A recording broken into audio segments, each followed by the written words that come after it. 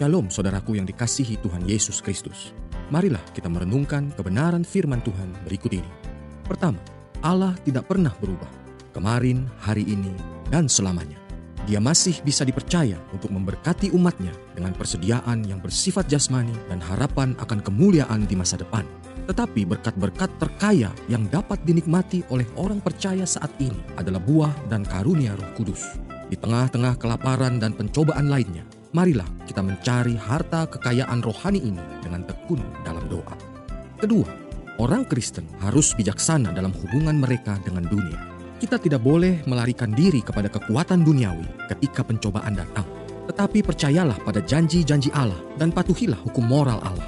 Jangan kaget ketika dunia memusuhi Anda, dan jangan biarkan rasa takut kepada manusia menuntun Anda ke dalam kebohongan dan dosa. Waspadailah hubungan yang melibatkan Anda dengan orang yang tidak percaya. Kejadian pasal 26, Introduction. Ishak bersimpu di antara orang Filistin dan mengulangi dosa ayahnya. Tetapi Tuhan menegaskan kembali janji akan kehadirannya. Ayat 1. Orang-orang Filistin akan menjadi salah satu musuh Israel yang paling kejam. Orang-orang Filistin merupakan salah satu kelompok dan sejumlah orang-orang yang tinggal di sekitar lautan yang bermigrasi dari Laut Aegea yang kemudian tinggal di Palestina. Mereka datang melalui Kreta dan Siprus dan dipakai untuk menjadi prajurit upahan oleh penguasa-penguasa di Kanaan. Orang-orang ini yang tinggal di sepanjang pantai barat daya tidak banyak jumlahnya, namun sangat ganas dalam peperangan. Meskipun mereka ramah terhadap Ishak, kelompok kecil ini adalah pelopor dari bangsa yang akan mengganggu Israel pada masa Yosua, Hakim-Hakim, dan Daud.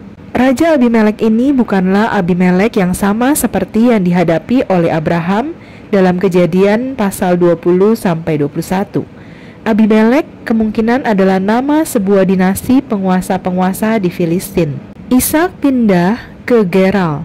Ishak telah menetap di dekat Lahairoi, yang berarti sumur dari yang hidup yang melihat saya, di mana putra-putranya Yakub dan Esau dilahirkan.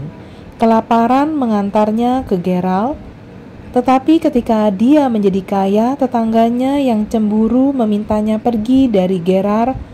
Dia pindah ke Beersheba. Ayat 7-11. Ishak takut bahwa orang-orang di Gerar akan membunuhnya untuk bisa mendapatkan istrinya yang cantik Ribka. Itu sebabnya ia berbohong dengan mengatakan Ribka adalah adiknya. Dari mana ia belajar tipuan tersebut? Mungkin ia mengetahui tindakan-tindakan ayahnya Abraham. Orang tua membentuk masa depan dunia dengan cara membentuk nilai-nilai dari anak-anak mereka. Langkah pertama untuk membantu anak-anak hidup benar adalah dengan orang tua hidup benar. Tindakan-tindakan kita sering ditiru oleh orang-orang terdekat kita.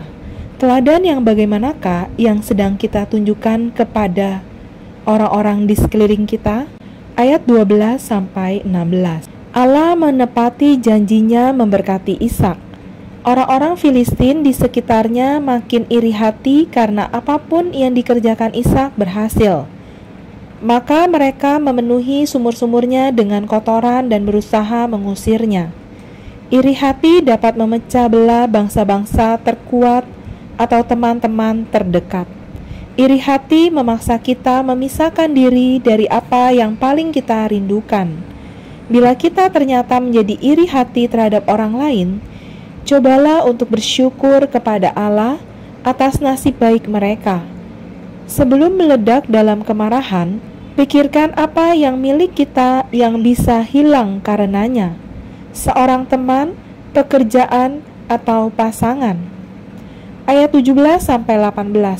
Daerah Gerar yang terpencil terletak di pinggir padang pasir. Air sama berharganya dengan emas. Seorang yang menggali sumur mempunyai hak atas tanah tersebut. Beberapa sumur diberi penutup untuk mencegah orang mencuri air. Mengisi sumur seseorang dengan kotoran adalah tindakan perang. Itu merupakan salah satu tindakan kriminal paling serius di negeri tersebut. Ishak memiliki hak untuk membalas apabila orang Filistin menghancurkan sumur-sumurnya. Namun ia memilih untuk memelihara perdamaian. Pada akhirnya orang Filistin menghormati dia karena kesabarannya. Ayat 17-22. 3 kali Ishak dan orang-orangnya menggali sumur-sumur baru. Ketika 2 perselisihan pertama terjadi, Ishak pergi. Akhirnya tersedia tempat bagi semua orang. Sebaliknya, dari memulai konflik yang besar, Ishak melakukan kompromi demi perdamaian. Akan bersediakah kita meninggalkan posisi yang penting atau harta benda yang berharga untuk menjaga perdamaian? Mintalah hikmat dari Allah untuk mengetahui kapan harus mundur dan kapan harus bertahan serta berjuang melawan.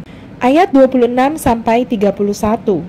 Ketika musuhnya ingin membuat perjanjian perdamaian, Ishak cepat menanggapi dengan mengubah peristiwa tersebut menjadi sebuah perayaan. Kita hendaknya juga mau menerima orang-orang yang ingin berdamai dengan kita. Ketika pengaruh Allah dalam hidup kita menarik orang lain, bahkan musuh kita harus mengambil kesempatan untuk menjangkau mereka dengan kasih Allah. Ayat 34-35. Esau menikah dengan wanita kafir, dan ini sangat mengganggu orang tuanya. Kebanyakan orang tua bisa merupakan gudang nasihat yang baik, karena mereka sangat mengerti karakter anak-anak mereka. Kita mungkin tidak setuju dengan semua yang dikatakan oleh orang tua kita, tetapi paling tidak bicaralah dengan mereka dan perhatikanlah dengan seksama. Ini akan menolong menghindarkan perasaan-perasaan tidak enak yang dialami oleh Esau. Amin.